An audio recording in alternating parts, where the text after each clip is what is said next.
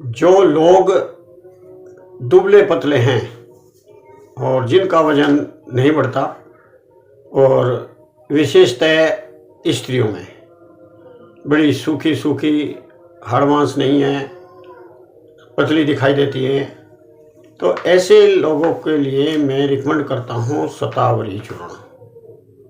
शतावरी एक झाड़ीनुमा पौधा है, वो जंगलों में भी मिलता है और इसकी खेती भी की जाती है।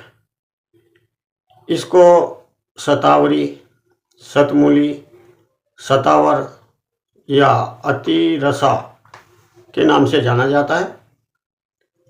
एस्पेरेगस रेसिमोसस इसका लैटिन नाम है। इसके खाने से आदमी का वजन तेजी से बढ़ता है और अक्सर स्त्रियों का। यह गुण में भारी है और स्निग्ध है।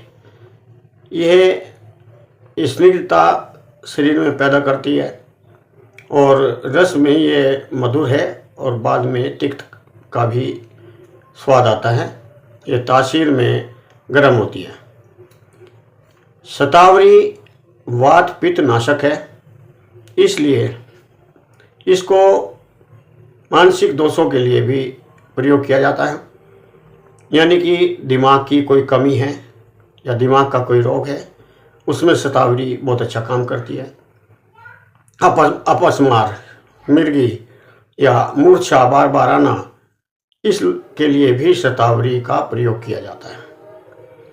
इसका प्रयोग वात व्याधियों में, यानी कि कहीं जोड़ों में दर्द है या सिर में दर्द रहता है, स्त्रियों में चक्कर घिरनी आते हैं, उनके लिए भी इसका प्रयोग किया जाता है। यह अधिकतर पाचन क्रिया में एसिडिटी, पित्त, अम्ल पित्त और पेट के दर्द में बहुत लाभदायक है।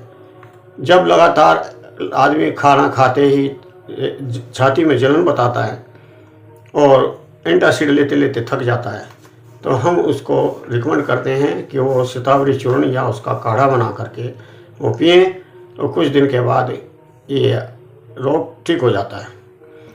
कुछ लोग तो इसको बवासीर के लिए भी प्रयोग करते हैं। रक्त व संस्थान में यह हृदय रोगियों के लिए बहुत अच्छा है और बीपी जिनका बढ़ता है उनको भी शतावरी कुछ दिन लेने से बीपी भी नॉर्मल रहने लगता है। प्रजनन तंत्र के लिए यह शुक्र अक्षय रोगों में दिया जाता है, यानी शुक्र की वृद्धि के लिए, और स्त्रियों में रक्त प्रदर में यह बहुत अच्छा काम करता है। जिन माता बहनों को दूध की कमी रहती है बच्चे को पिलाने के लिए, उसको शतावरी काढ़ा या चूर्ण देने से कुछ दिनों के बाद दूध की पूर्ति हो जाती है और दूध की वृद्धि हो जाती है। मूत्र संस्थान में जब पेशाब जलन करने लगे और या रुकने लगे, ऐसे रोग में भी शतावरी का चूर्ण या उसका काढ़ा दिया जाता है और जलन दूर हो जाती है। इसका प्रयोग करते रहने से लगातार कमजोरी, शरीर की कमजोरी दूर होती है और इसका जो जड़ है यानी कंद है वो प्रयोग किया जाता है। और इसका रस मात्रा में अगर निकाल करके रस लें तो 10 से 20 ml, और काढ़ा अगर बनाएं तो 50 से 100 ml तक लिया जा सकता है।